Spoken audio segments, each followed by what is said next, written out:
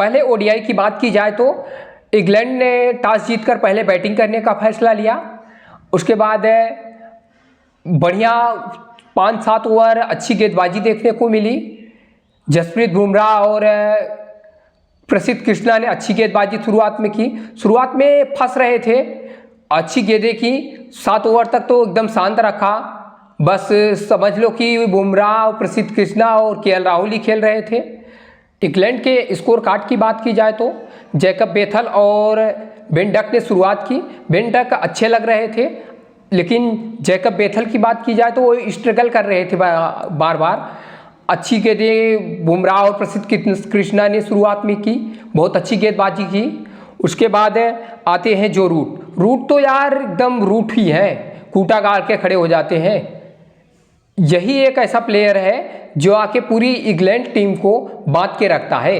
3 number पर आता है विराट कोहली के स्थान पर, और हमें लगता है कि विराट कोहली से कम नहीं है ये बंदा। बहुत अच्छी बैटिंग की इसने, दिखाया कि शुरुआत में 12 ओवर में इंग्लैंड का 112 ओवर में ही इनके 2 विकेट गिर गए 12वें ओवर में। उसके बाद 106 रन बनते बनते 20वें ओवर में इनके 6 विकेट गिर गए। लेकिन एक तरफ जो रूट खड़े थे, इन्होंने बेहतरीन बल्लेबाजी का मुजाहरा पेश किया। विकेटों के बीच इन्होंने बराबर रन दौड़े, ज़्यादा चौके और छक्के के लिए नहीं भागे। जिस प्रकार के कंडीशन थे उसी प्रकार से इन्होंने बैटिंग की। तो एक ये दिखाता है कि कितने बड़े बल्लेबाज हैं। जब आपके 102 रन पे 6 विकेट हो जाते हैं तो इंडिया टीम ने टेलेंडर को आउट करने में थोड़ा सा डिले कर दिया। हमें लगता है ये स्कोर 150 से 200 रन होना चाहिए था, 150 से 200 रन के बीच में रोक देना चाहिए था। लेकिन इंग्लैंड ने अच्छी बल्लेबाजी करते हुए ये हैरी ब्रूक को भी आउट कर लिए थे। उसके बाद आते हैं लियाम डॉसन, ये बहुत बढ़िया बल्लेबाजी की लोअर मिडिल ऑर्डर में आकर। ये इसने और तुम्हारे जो रूट ने एक बहुत अच्छी साझेदारी की। इनके साझेदारी के बदौलत इंग्लैंड एक सम्मानजनक स्कोर पर जाकर पहुंचा, जो कि 258 रन था। इन्होंने फिर आती है इंडिया की बल्लेबाजी। शुभमन गिल और रोहित शर्मा अच्छे दिख रहे थे। 8वें ओवर में रोहित शर्मा स्टेप आउट करके सैम करन की गेंद पर बाउंड्री लगाने के चक्कर में आउट हो जाते हैं। फिर आते हैं विराट कोहली। शुभमन गिल एक तरफ से अच्छा खेल रहे थे, वो बहुत अच्छे लग रहे थे। फिर आते हैं तुम्हारे विराट कोहली। विराट कोहली को तो पहली गेंद शॉर्ट पिच देते हैं जोफ्रा आर्चर, तो बढ़िया बाउंड्री लगाते हैं, क्योंकि शॉर्ट पिच गेंदें कहीं विराट कोहली को उतना परेशान नहीं करती। लेकिन फिर अगली गेंद जस्ट ऊपर देते हैं, एलबीडब्ल्यू आउट हो जाते हैं। और जोफ्रा आर्चर की हंसी देखने लायक रहती है कि मैंने आपको शॉर्ट पिच गेंद से टेस्ट किया, आप वो टेस्ट तो पास हो गए, लेकिन मैंने जब ऊपर की गेंद की तो आप फंस गए।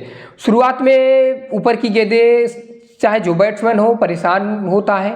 विराट कोहली एक्सपेक्ट नहीं कर रहे थे कि ऊपर की गेंद आने वाली है, एलबीडब्ल्यू आउट होकर चले जाते हैं। उसके बाद आते हैं श्रेयस अय्यर और गिल के बीच 100 रन से अधिक की पार्टनरशिप होती है। एक अच्छी पार्टनरशिप जो कि भारत को एक अच्छी स्थिति में लेके जाती है। इसी से भारत जीत की नींव रखता है। फिर शुभमन गिल का हैमस्ट्रिंग आता है।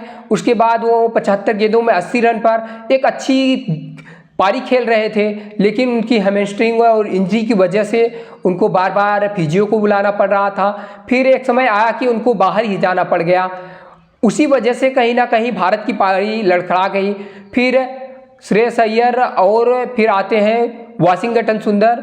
फिर इनके बीच में कुछ मिसअंडरस्टैंडिंग होती है। श्रेयस अय्यर डायरेक्ट हिट के चलते रन आउट हो जाते हैं।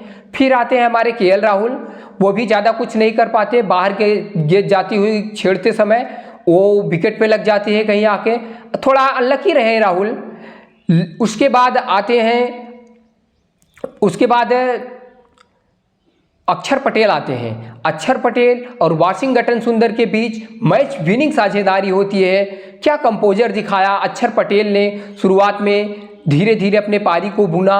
फिर जब जाके ऐसा लगा कि अब मैं इस कंडीशन को भाप लिया हूँ, स्टेबल हो गया हूँ, समझ में आने लगी क्या उछाल है, क्या स्विंग है, तो बड़े हिट भी लगाए और तेज़ी से रन बटोर कर इंग्लैंड को बैकफुट को ला दिया। एक समय ऐसा लग रहा था जब वाशिंगटन सुंदर और अक्षर पटेल बैटिंग कर रहे थे तो लग रहा था कि कहीं अगर एक विकेट और गिर गया तो फिर उधर शुभमन गिल का हैमस्ट्रिंग है और उसके बाद सिर्फ एक बल्लेबाज बचता है जो कि शिवम दुबे, तो हमें लगता है भारत फंस जाता। लेकिन अक्षर पटेल और वाशिंगटन सुंदर, अक्षर पटेल ने बहुत बढ़िया बॉलिंग की थी, 48वें ओवर में लगातार 2 विकेट लेकर ऑल आउट कर दिया। मतलब 258 पे रोकने में भारत कहीं ना कहीं अक्षर पटेल का एक हाथ हो सा बहुत बढ़िया मतलब गेंदबाजी थी, इसी वजह से, नहीं तो 50 ओवर तक कोई खेलते तो 10-20 रन और जोड़ते तो कहीं ना कहीं दिक्कत पैदा होती, क्योंकि 258 रन चेज तो कर लिया लेकिन आप एक्सपोज हो गए थे। कहीं अगर एक विकेट और गिर जाता तो आप फंसते नजर आ रहे थे। तो बहुत अच्छी बल्लेबाजी कहने को मिलेगी वाशिंगटन सुंदर और अक्षर पटेल, खासतौर अक्षर पटेल ने जो कंपोजर दिखाया, जो गेंदबाजी की, यही T20I में अक्षर पटेल अलग नजर आ रहे थे। लेकिन शुभमन गिल की कप्तानी में एक अलग अक्षर पटेल द ऑलराउंडर निकल कर आते हैं। बैटिंग में भी आपको अच्छी बैटिंग करके देते हैं, बॉलिंग में आपको 4 विकेट लेकर देते हैं, इस वजह से मैन ऑफ द मैच होते हैं। आपको क्या लगता है कि क्या man of the match Shubman Gill को मिलना चाहिए था या फिर अक्षर पटेल को? आप कमेंट बॉक्स में कमेंट कर सकते हैं। आपको क्या लगता है कि विराट और रोहित के आने से टीम में कुछ बदलाव हुआ है या शुभमन गिल की कप्तानी की वजह से बदलाव हुआ है? वही पिच, वही प्लेयर, लेकिन थोड़ा सा फॉर्मेट बदला हुआ है और थोड़ा सा प्लेयर बदले हुए हैं और हमारी टीम का रंग भी बदला हुआ है। 5 लगातार हार के बाद इंडिया टीम ने पहली जीत हासिल की है। ये चीज़ ज़रूरी थी यार, हम लोग मतलब लगातार हार विदेशों में जाकर हम ऐसे पहले नहीं थे, लेकिन एक अच्छी बल्लेबाजी का मुजाहरा पेश किया है शुभमन गिल, लगातार कंसिस्टेंसी दिखा रहे हैं। विराट कोहली अगर किंग है तो हमारा प्रिंस कम भी नहीं है।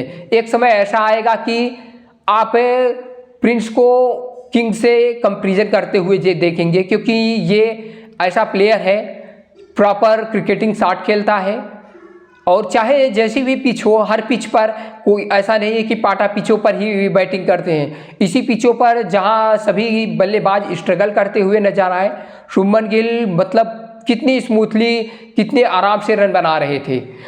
यदि आपको हमारा ये वीडियो पसंद आया हो तो वीडियो को लाइक, शेयर और चैनल को सब्सक्राइब करना ना भूलें। जय हिंद, जय भारत।